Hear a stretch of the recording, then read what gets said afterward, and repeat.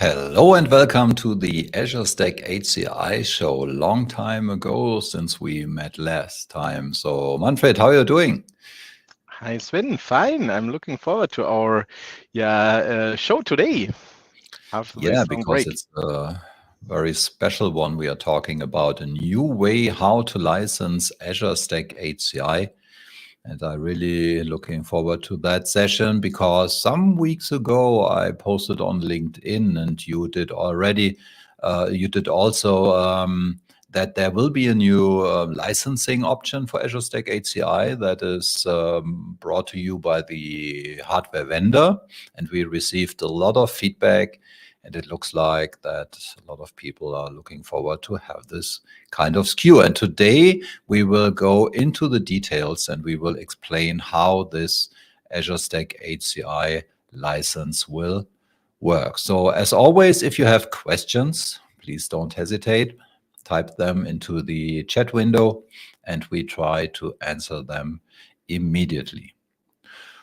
Good. So let's start with the new OEM license. So first of all, we would like to have a short overview about the two types of licensing we already had in market to understand a little bit better what the difference is between these three licensing types. So the first one is the simplest one.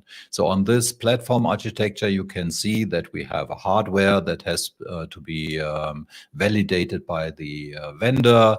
You purchase this Azure Stack HCI hardware, and on top of that hardware, pre-installed or not pre-installed, doesn't make a difference. You are running the Azure Stack HCI operating system.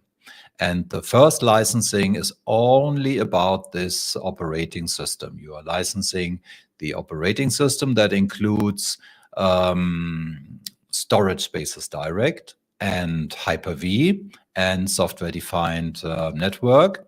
And on top of this operating system, you can have virtual machines, you can have Azure Kubernetes services with containers, Arc-enabled data services, and you run your virtual machine applications as on any other platform. But the licensing is only for the HCI operating system. Anything else on top of that has to be licensed separately. And this license is called the pay-as-you-go license. So it's $10 per physical active core per month. So active is very important because when you deactivate some of your physical cores, you do not have to pay for them. That's different for Windows Server. So if you licensed Windows Server in the past and currently, then you have to license all physical cores, no matter if you use them or not. On Azure Stack HCI, if you deactivate some cores, you do not have to pay for that. I think important to mention here, Sven, is that not every processor supports this core deactivation. So this is a specific technical feature. So if you want to do this, if you plan with larger CPUs for further growth, then you should pay attention that you have a CPU model that allows to deactivate the CPU cores, or some of the cores, because it's not about used cores. It's important to really disable specific CPU cores from the BIOS layer. So you will deactivate cores so that the Azure Stack HCI OS will not see this cores any longer. So regarding this $10 per core per month, it's relevant how many cores are visible from the Azure Stack HCI operating system. Yeah. And when you're using Azure Stack HCI, you need an Azure tenant as well because you connect Azure Stack HCI node or cluster with Azure, and then this generates Azure consumed revenue. And this revenue is $10 per month. So if you have any Azure rebates, because you have a contract, and it's important to understand that these rebates apply for this $10 as well. So for example, you get 20% rebate for any Azure consumption. You only have to pay $8. And no hidden costs are relevant for this Azure Stack HCI operating system. So Microsoft does not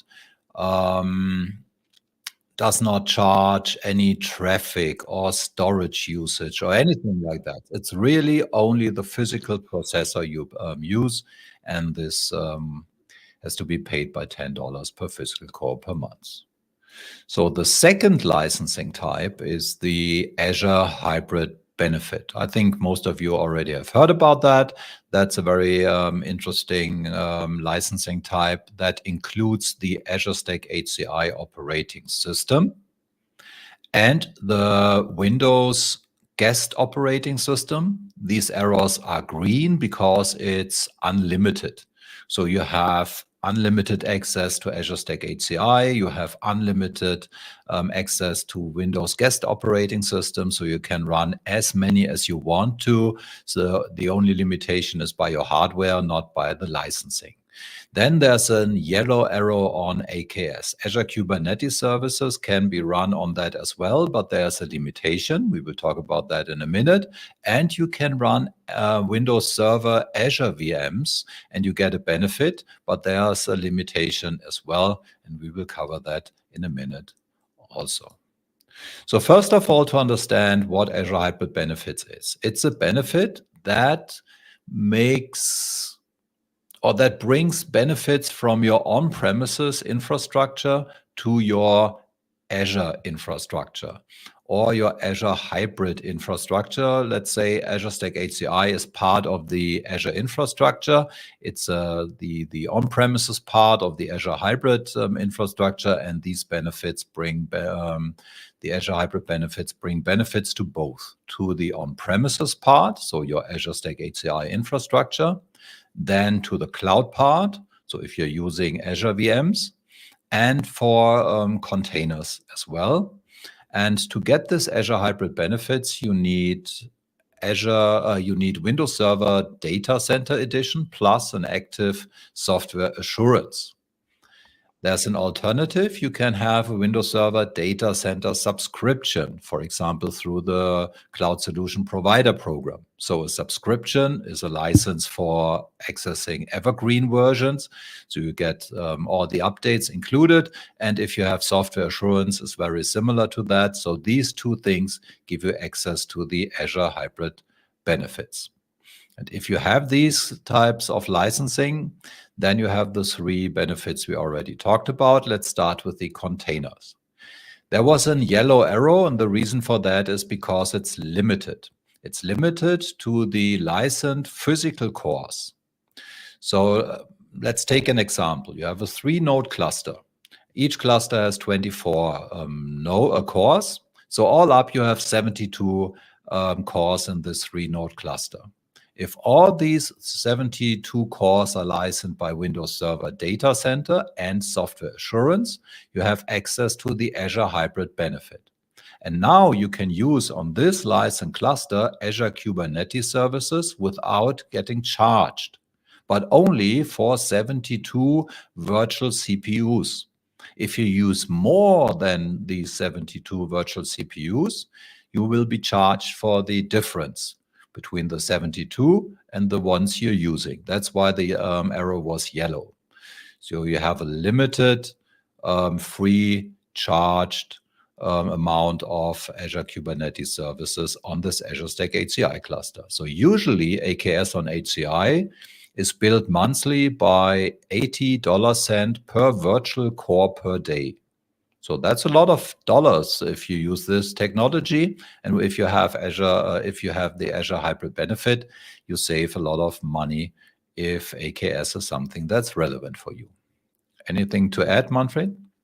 No, the only important thing maybe is that independently from the chosen licensing option, AKS always charges for virtual CPUs of the worker nodes. So if you are familiar with AKS, you know that you need some infrastructure behind it, which also consumes virtual CPUs.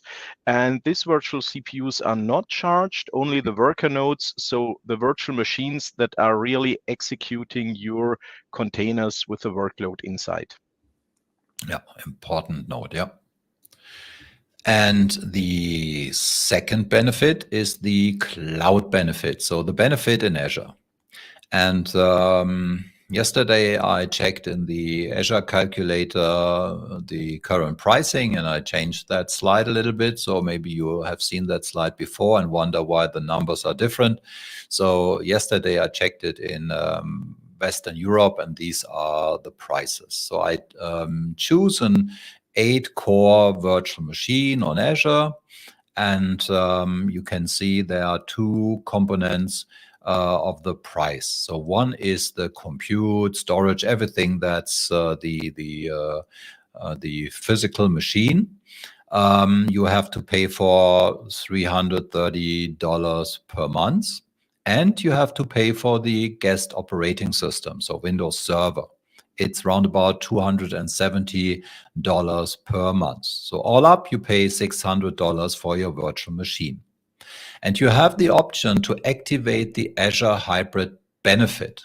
If you activate the Azure Hybrid Benefit, and to do that, you have to have Windows Server Data Center plus Software Assurance on Azure Stack HCI, or you have to have the Windows Server Data Center subscription on Azure Stack HCI. Then you can activate the Azure Hybrid Benefit, and you save the $286 per month for one virtual machine.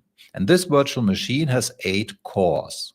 So in the example of a 3-node cluster with all up 72 cores, you could click the Azure Hybrid Benefit for 9 virtual machines. Each virtual machines have to have a minimum of 8 virtual cores at the moment. So you can save a lot of dollars by activating the Azure Hybrid Benefit on Azure as well. And if you do a very simple math, you can say, okay, usually you buy a 16-core license. This is the minimum. And so you have 2 8-core machines. So you are saving around about $540 per month. So let's say around about $6,000 per year. It's $18,000 in 3 years. These are your savings on Azure. $18,000. And if you try to find out how much you pay for Windows Server Data Center perpetual license plus software assurance for 3 years, you will find out that the cost to get the licensing that give you the right to use the Azure Hybrid Benefit is lower than the savings on Azure. So you have a negative invest. And this is really, really interesting for those customers who are using on-premises infrastructure, so Azure Stack HCI, and virtual machines on Azure.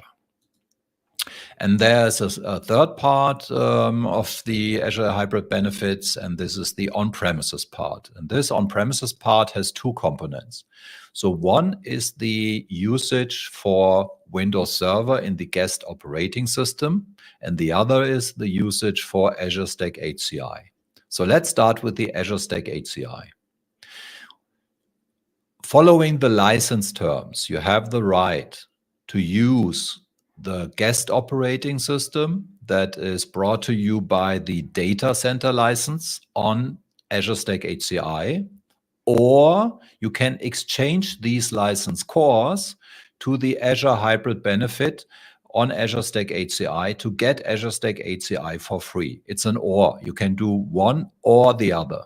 So if you decide to activate the Azure Hybrid Benefits in the Azure portal in your Azure Stack HCI cluster, then you will not be charged for the Azure Stack HCI host operating system. So it will be 0.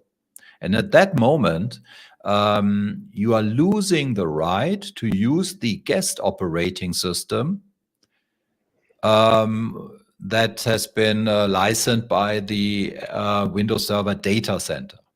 But, and that's why there's an and not an or on that slide, when you activated the Azure Hybrid Benefits for Azure Stack HCI and you will not be charged, then there is another licensing option on this Azure portal for your Azure Stack HCI cluster, and this is called the Windows Server Subscription Add-on. And the Windows Server Subscription Add-on is a Windows Server licensing type. It's pay-as-you-go, as Azure Stack HCI is also, that you can choose for your Azure VMs and also for your Azure Stack HCI VMs. So you can click them on and off if you want to. It has the benefit that you do not need Windows Server calls for these Windows Server VMs, the same as on Azure. And some things like hot patching are included in this Windows Server Azure Edition, where you get access to when you have the Windows Server subscription add-on. And this Windows Server subscription add-on usually costs around about $23 per physical core per month. You have to license all the physical cores on your Azure Stack HCI cluster. But when you activated the Azure Hybrid benefit for Azure Stack HCI, then you will find out that the button under the Windows Server subscription add-on will no longer be a purchase button, but an activate benefit button. So you can activate the Azure Hybrid benefits, the Windows Server subscription add-on, and then you get back again the right to use unlimited virtual machines with Windows Server on Azure Stack HCI, including the Azure Edition, including the benefit that you do not need CALs, including the benefit that you get hot patching if you choose to install the Windows Server Azure Edition. And that's really a great benefit.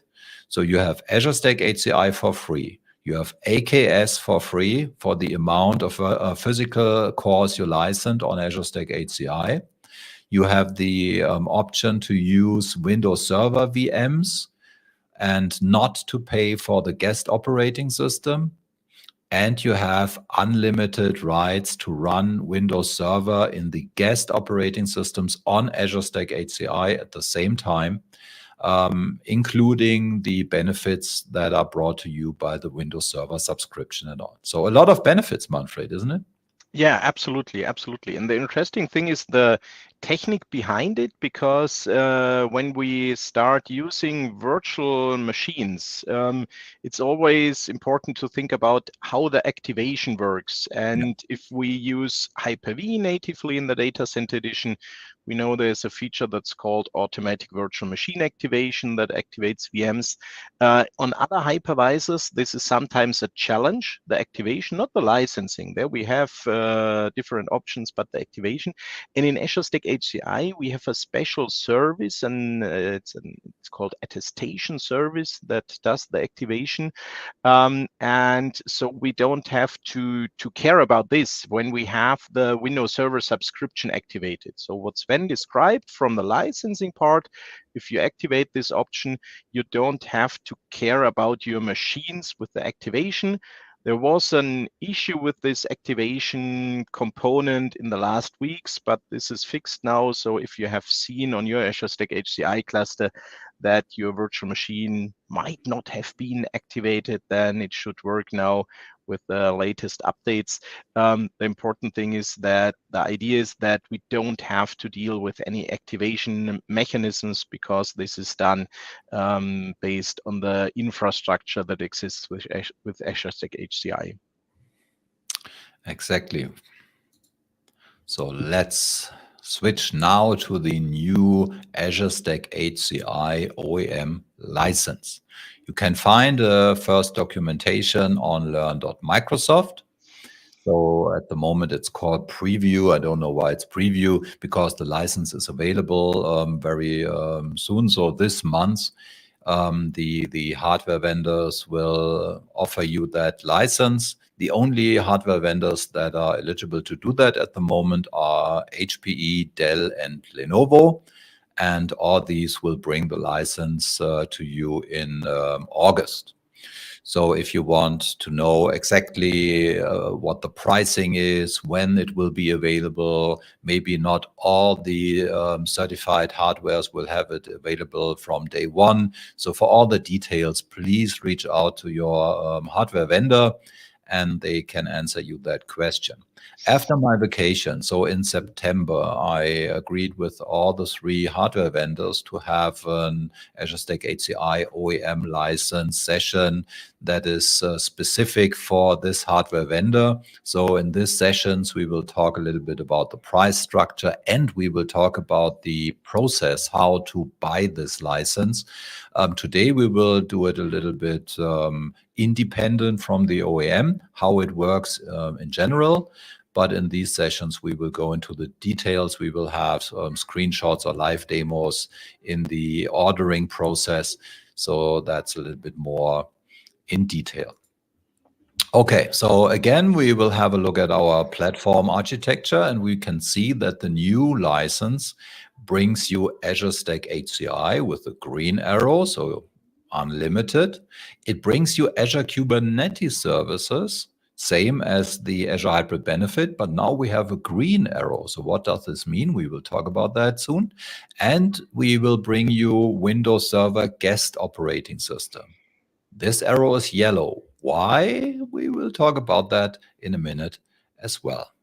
But there's no arrow at Windows Azure, Microsoft Azure. So the Azure VMs are not included into that news queue.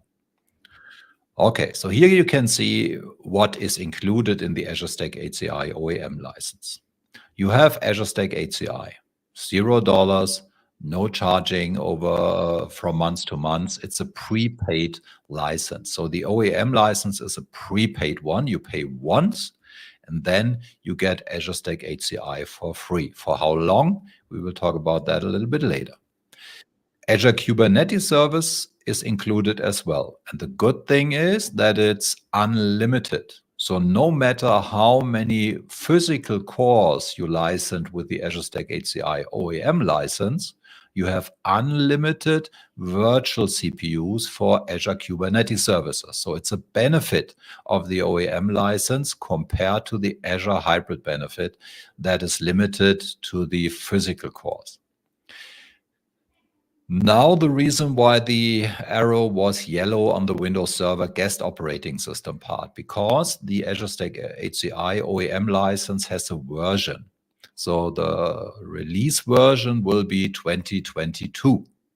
So when Windows Server 2025 will be in market, there will be an Azure Stack HCI OEM license available with Windows Server Data Center 2025.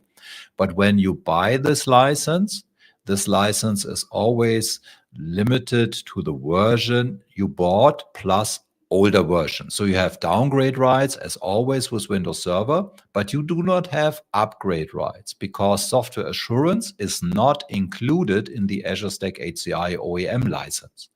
And that's the reason why Azure Hybrid Benefit is not included in the Azure Stack HCI OEM license. So you have one price, you pay once, for Azure Stack HCI usage, unlimited, Azure Kubernetes services, unlimited, and Windows Server Data Center guest VMs, unlimited, but limited to the version you bought. And if you want to have a newer version of Windows Server, so let's say maybe next year in January, you buy this Azure Stack HCI OEM license with Windows Server 2025. And 3 years later, we will have Windows Server 2028. And you decide to bring this guest operating system version into your Azure Stack HCI. You already have licensed Windows Server Data Center 2025, but you are not allowed to use newer versions.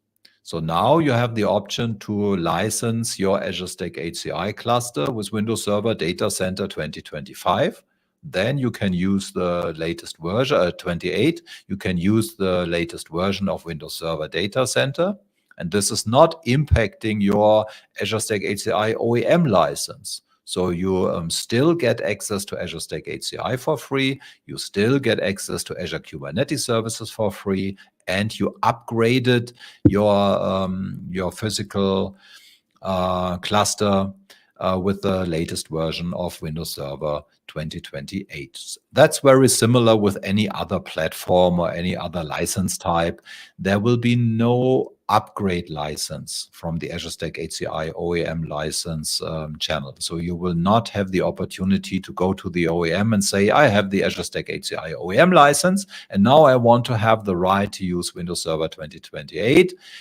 That's not possible. So maybe this is changing in future, but as of today, it's not part of the roadmap. So the question is, when or why should we upgrade this Windows Server guest OS to a newer version? Because our host is Azure Stack HCI, and the host provides Hyper-V, storage spaces direct, and the software-defined networking, and the Azure Stack HCI OS is updated on a regular basis in this Azure Stack HCI OEM license. So I will receive the new Azure Stack HCI versions based on this license. So when we look into the past, Windows Server 2016, 2019, 2022, then we had new features exactly in this area. So Hyper-V, storage spaces direct, but this runs on the host. We didn't have changes, for example, in the area of Active Directory. So if we would have had this license a few years ago, I assume not so many customers would have asked for a new version of the guest OS because they used domain controllers, file servers, and things like this, and we didn't have changes there.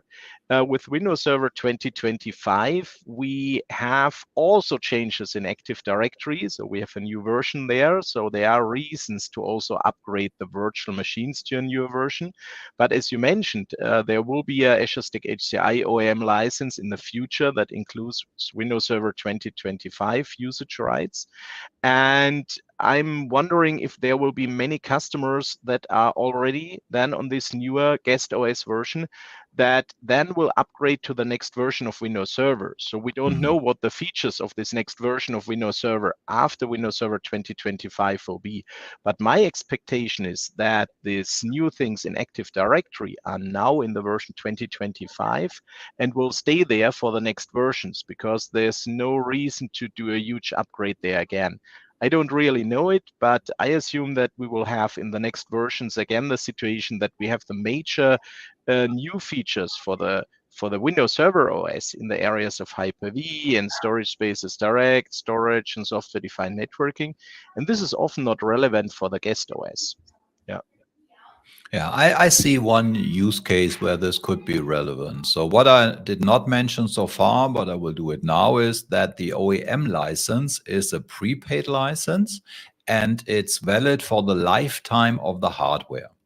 So maybe you purchase new hardware next January with the Windows Server OEM, the Azure Stack HCI OEM license with the version 2025. And now you want to run your hardware for, let's say, 7 years. So what I heard from the OEMs, that 7 years usually is a time frame where you get support for the hardware from the OEM. So you want to use it for 7 years. But there's one workload where you have a limitation of the operating system, and that is RDS. So when you use RDS, we announced at Ignite last year that the future versions of Windows Server will support the Microsoft 365 apps, but only for the mainstream support, so for the first 5 years. So if you want to use the hardware for, let's say, 7 years, but you only have 5 years support of the Microsoft 365 apps on the version of the guest operating system, then you have a 2-year gap to close. Or maybe you buy Windows Server 2025 not next January, but maybe in 1 or 2 years. So the operating system is still the current version, but you only have 3 or 4 years left. And then it, of course, makes sense to upgrade the Windows Server license. But this is only one scenario I have in mind. For all the others, I think absolutely it is good enough. But maybe we will have a little bit cheaper upgrade path in future. We do not know, but it's not on the roadmap right now. And an interesting option for this RDS customers could be to think about using Azure Virtual Desktop. We have an additional cost for Azure Virtual Desktop in every Azure Stack HCI scenario, But from the technical perspective, this is the more interesting solution compared to RDS. So when I'm talking about RDS, I'm always telling the customers, you are safe, you can stay on RDS. It's not required that you move away from this service now. But when we look at this situation that we have a support time frame of maximum 5 years of this mainstream support, then maybe it could be easier to move to Azure Virtual Desktop, where we have an as a service thinking behind it, where we are usually using client operating systems that are updated on a regular basis. So maybe it could be an idea if a customer runs into this situation that he uses the Windows Server 2025 or now the 2022 version, as long as it's possible from the support perspective, and then already plans with the migration to Azure Virtual Desktop.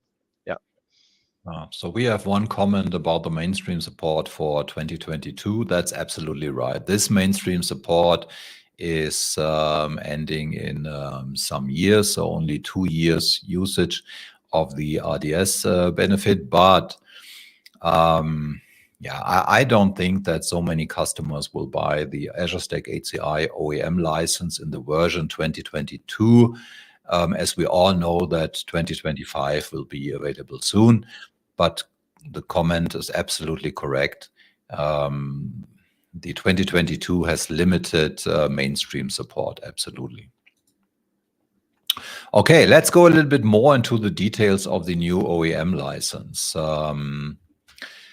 So first of all, it's important to understand it's only available through Dell, HPE, and Lenovo, and it's a pre-installed license. So you do not get any piece of paper.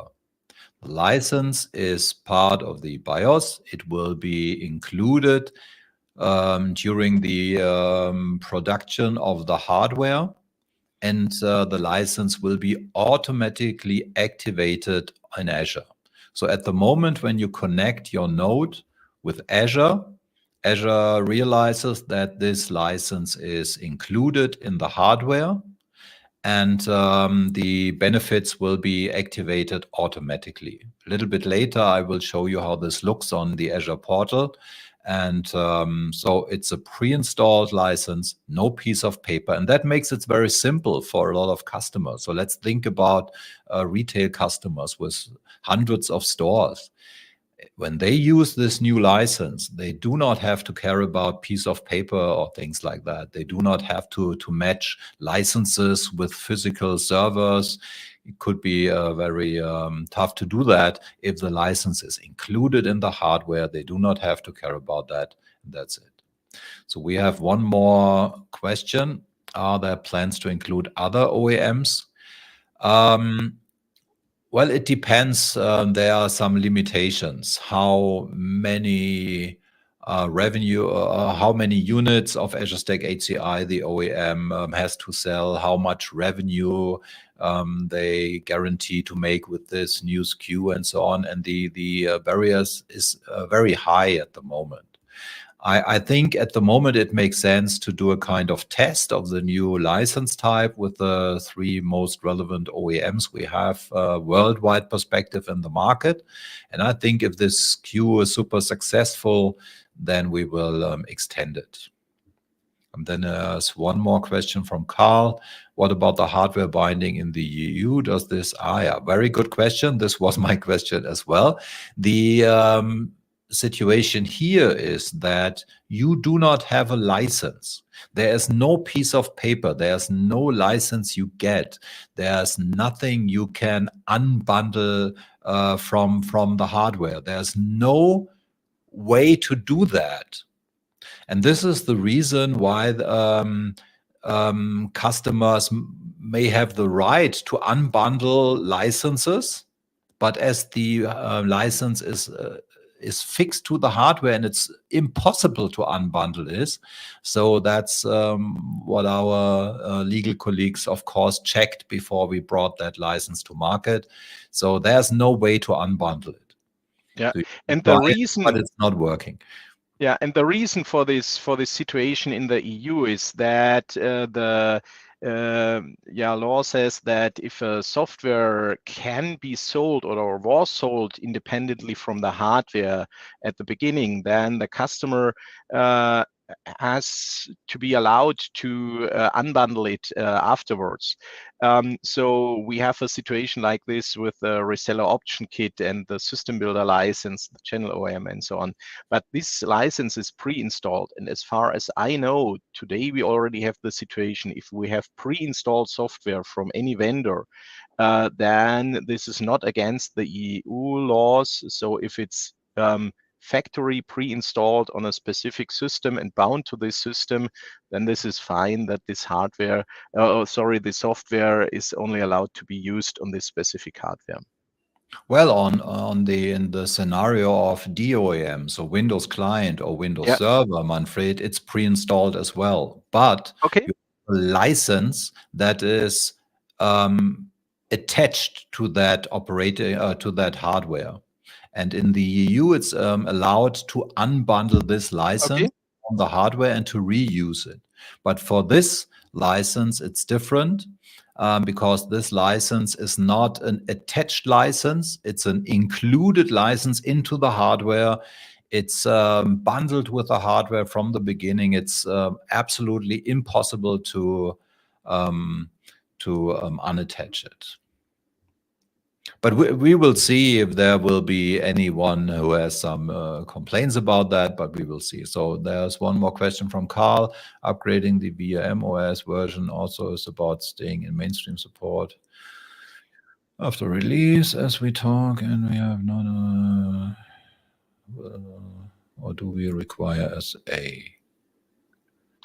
So there's no software assurance for this Azure Stack HCI OEM license, and I think we discussed this topic before when we talked about the RDS scenario and the mainstream support, and my recommendation that maybe it's an interesting option together with this license to focus more on Azure Virtual Desktop.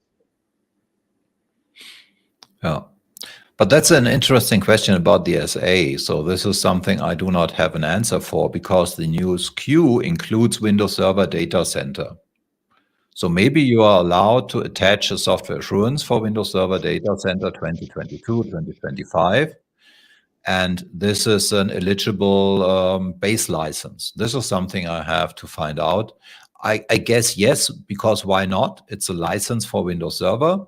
But I'm not pretty sure. I try to find out this. And we have two more questions about the disaster or what happens if you change something. So this is something where you have to deal with your hardware vendor. I think when you have a huge issue with your hardware and the hardware has to be replaced, you're not losing your license. I don't think this is true. So please ask your hardware vendor how they deal with this. I think they will repair your hardware and the license will stay activated in the hardware. But if the hardware has to be replaced completely, then this is something what you have to deal with your OEM. We had a similar situation with Autopilot. So it's completely different from the technical perspective. But when you are using Autopilot on the client, you always also have the situation if the main board or the complete device is replaced, then it has a different ID. And then the Autopilot service had to be notified about this. And as far as I remember, when this Autopilot thing was very new, the processes were not clear at every OEM. So what Sven mentioned does absolutely make sense, that you talk to your preferred OEM about exactly this situation if they already have a process, because from the technical perspective, it would be no problem to pull the information from the old main board and bring it to a new one. Regarding the licensing, I also would not see an issue because it's not a new hardware where you bring additional power to the system, but you replace an existing part because of a defective component. Maybe your mainboard has an issue and then it's replaced. But this is a thing the hardware vendors could answer. Yeah. Yeah, but coming back to that question, so what is possible, for example, you buy hardware with, let's say, 16 cores, and you decide to change the CPU to 24 cores. So this was a question I had to my corp team as well, and the answer was the following. The OEM is offering base licenses with 16 cores, and there will be additional licenses available for 2 and 4 cores. The 16 cores is a pre-installed license on the hardware. So that's absolutely only available at point of sales or point of configuration. But the 2 and 4 nodes, as far as I understood it correctly, are after point of sales as well. So if you bought this OEM license and you are upgrading your CPU, you have the need for more cores, your OEM can sell you additional cores in the steps of 2 or 4, and then it's possible to do that. The activation in Azure is done automatically because Azure is not looking at the amount of physical cores on the hardware and the license cores in the BIOS. So it's only checking if this OEM license is available. If you change the hardware, it will run without any problems. So it's, as always, a licensing that's built on trust at Microsoft. And if you change your CPUs, you have to license additional cores, and these additional cores are available through the OEM license channel. How exactly it works, if it's a piece of paper and where you can buy it, we will find out in the sessions I will make with the hardware vendors. At the moment, I only know that they are available, but I do not know at what kind of license they are available. So then it's important that you have to license all cores, but this is something you do not have to care about, because when you activate the OEM license in your purchasing process, the OEM automatically will license you all the cores that are needed. And there are downgrade rights, but no upgrade rights, and CALs are not required. We already talked about that.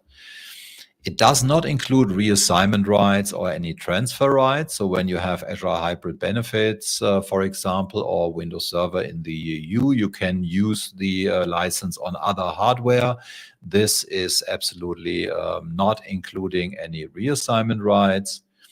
It cannot be used for any commercial hosting services. So at the moment, commercial hosting is not supported anyhow, but we will see what the future will bring. But this license is not for commercial hosting services.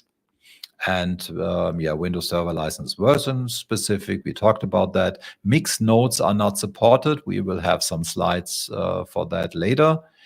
Can only sold with the hardware, not after. So not after point of sales, but that's not including the 2 and 4 nodes as far as I understood it correctly, and does not include Azure Hybrid Benefits. So that's the reason why the benefits in the Azure cloud are not included for this license. So there's one more question or comment from Carl. RDS and support during mainstream support of Windows Server requires SA, but not putting no, it does not require SA. So for the first 5 years of Windows Server, you have mainstream support, and then you can use Microsoft 365 on it. There's no software assurance needed. So the reason for that, I guess, is because maybe the team that is providing the Microsoft 365 apps is doing some changes that requires changes on the operating system as well. And Windows Server is a long-term services channel. Usually there are no changes in the operating system, but for the mainstream support, Microsoft guarantees that that the customer's applications are running on that operating system. And if an ISV is making changes on their solution, Microsoft says, then we will adjust the Microsoft operating system that it still works during the mainstream support. And why should we do adjustments on our operating system for third-party ISV solutions, but not for our own ones? And I think that's the reason why we said, okay, we will support Microsoft 365 apps on Windows Server in future, but this is not linked to software assurance existence or not. Okay, so the next slide is an overview about what is included in the new OEM SKU and what is included in Azure Hybrid Benefits. So that's a good summary. So Windows Server calls are not needed. That's true for the new OEM SKU and the Azure Hybrid Benefit. So that's good.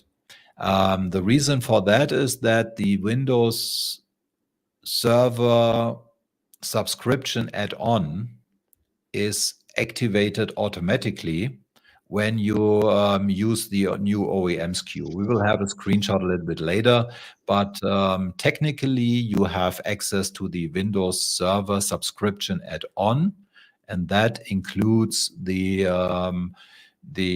CALs or the exception that CALs are not needed. So that's true for both Hybrid Benefits and new OEM SKU. Windows Server Data Center Guest VMs licenses version rights is available for both. So you have unlimited VMs, but next generation rights is not included in the new OEM SKU. If you have the Azure Hybrid Benefits, then you can upgrade to the next version of Windows Server because you have software assurance or subscription. That's not true for the one-time payment SKU. Next version rights for Azure Stack HCI, of course, is included in both. When a new release of Azure Stack HCI will be available, that's something you can use on both license types. Azure Kubernetes Services updates are covered by both licenses. Unlimited virtual CPU usage is something you only have in the OEM SKU, not in Azure Hybrid Benefit. It's not unlimited. It's limited to the physical cores you licensed with Windows Server Data Center Software Assurance. Then you have hot patching in both scenarios included.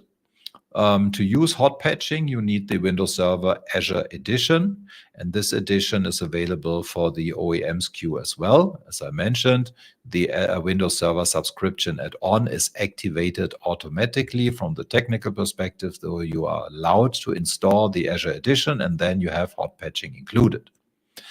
Licensing transfer rights is not included, so the license is fixed to the hardware, to the lifetime of the hardware. There's no unbundling possible from the technical perspective. And with Azure Hybrid Benefit, of course, you can transfer the license to new hardware.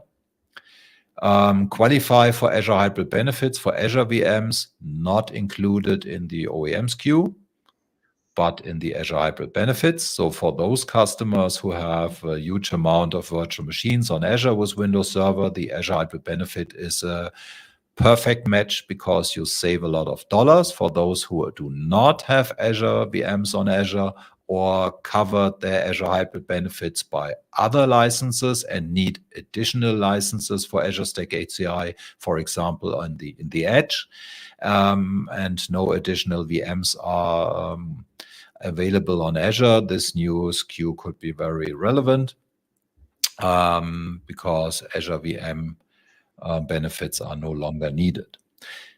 With the OEM SKU, you have OEM support, not with Azure Hybrid Benefits. So what does this mean? When you have the OEM SKU, your first go-to person, if you have any issue with your Azure Stack HCI environment, is the OEM.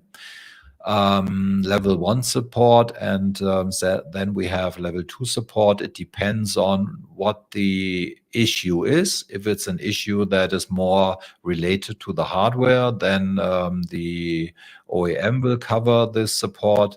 If it's more related to the operating system itself, the OEM will reach out to to Microsoft support. And if you have Azure Hybrid Benefit, your Microsoft support is your first contract from the beginning. One-time payment is only available with the new OEM SKU for the lifetime of the hardware. With Azure Hybrid Benefits, you purchase the Windows Server license one time, but the software assurance has to be refreshed. Or if you have a Windows Server subscription, of course, you have to pay for that on a monthly, yearly, or whatever basis you have agreed on. Cool. So there's one more comment or question. The regular price for 60 data center cores and OEM is blah, blah, blah. Any idea in which region the Azure Stack HCI OEM license will be? So you cannot compare the Azure Stack HCI OEM license with the data center OEM license, because the OEM license for Azure Stack HCI includes the Azure Stack HCI fee and the fee for Azure Kubernetes services as well. So if you want to compare two licensing types, you should compare the Azure Hybrid Benefit. So this is the OEM license, data center, for example, plus software assurance for, let's say, 6 years, because the Azure Stack HCI OEM license is the lifetime of the hardware, so 6-7 years. And this comparison will be made in sessions I will do with the OEMs, because at this point of time, I'm not able or allowed to talk about the pricing of the Azure Stack HCI OEM license, because this is not a pricing that is offered by Microsoft. It's offered by the hardware vendor, and they have different go-to-market approaches. And we will talk about that in this specific sessions, or you reach out immediately to your hardware vendor and they can answer you the question what their pricing is. Of course, there will be a rebate option depending on the size of the units you purchase, the contract you have with them. So there's not one price. It depends on your contract with the hardware vendors. So much I can say at the moment. Okay, so what we see on that slide is when you go to the Azure Stack HCI segment in the Azure portal and you connect with your cluster, you can see in the overview that you have an activated OEM license. So billing status is OEM license and OEM license is activated. This is what you will see when you have a look at your OEM cluster, at your Azure Stack HCI cluster, that the OEM license is activated, and you will not receive any invoice from Microsoft for Azure Stack HCI, Azure Kubernetes services, or the Windows Server guest operating system for that cluster. On the next slide, you can see how the configuration slide looks like. This is the one I shared with you at the Azure Hybrid Benefit section of this call. And now with the new OEM SKU, it looks a little bit different. So we have the Azure Hybrid Benefit. This was available in the Azure Hybrid Benefit as well. Then we have the Windows Server subscription add-on. So initially, the Azure Hybrid Benefit was above the Windows Server subscription. Now it's the opposite around, but it's the same. And we have an additional section, is the OEM license. And when you have the OEM license, you can see this section. You can see that the OEM license is activated. You can see that the Windows Server subscription is not applicable with the OEM license. So you cannot activate it. You cannot purchase it. The reason why you cannot do that is because it's already activated by default when you have the OEM license. And the Azure Hybrid Benefit is not applicable for OEM license as well, because the Azure Hybrid Benefit is activated by default when you have the OEM license. So when you see in the configuration part that you have the OEM license and you have a green activated button, then everything is fine. So there's one more comment from Carl. I find this quite confusing that we can use Azure Edition while not at all the Windows Server add-on subscription or rights of the Windows Server. Oh, you can use all the rights of the Windows Server subscription. So the rights of the Windows Server subscription gives you the right to use unlimited VMs on your physical cluster. That's true for the OEM SKU as well. You do not need Windows Server CALs. That's true for the OEM license as well. You have access to hot patching. That's true for the OEM license as well. And you can use the Azure edition of Windows Server. That's true for the OEM license as well. So you have everything the same as with the Azure Hybrid Benefit when you use the Azure OEM license.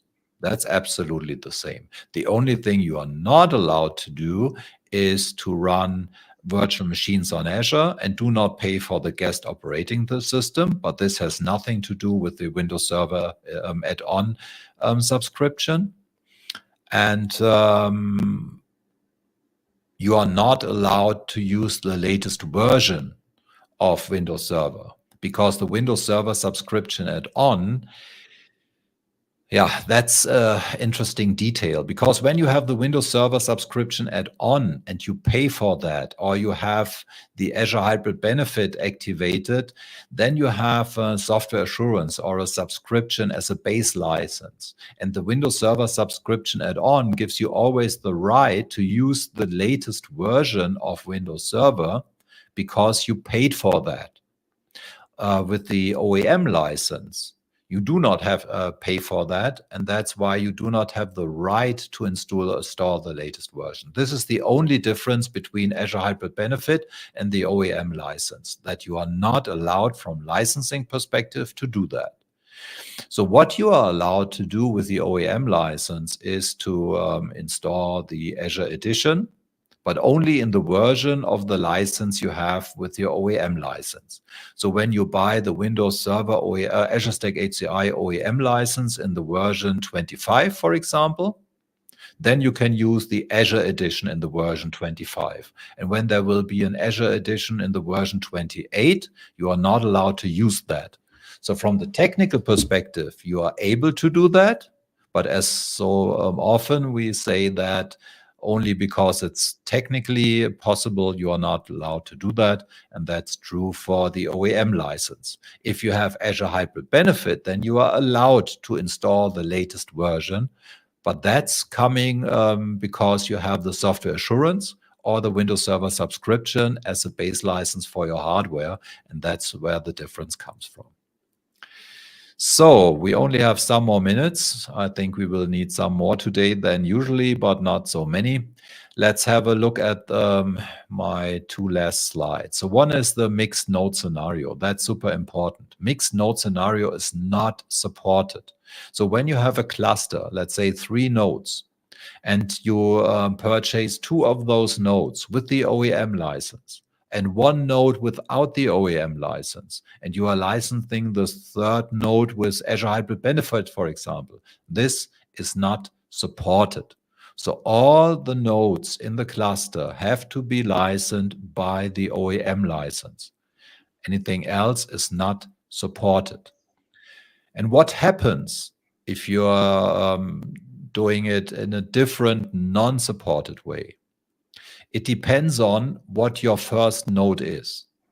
When you connect your first node of the cluster with the OEM license, any other node of the cluster will be automatically licensed as an OEM license node.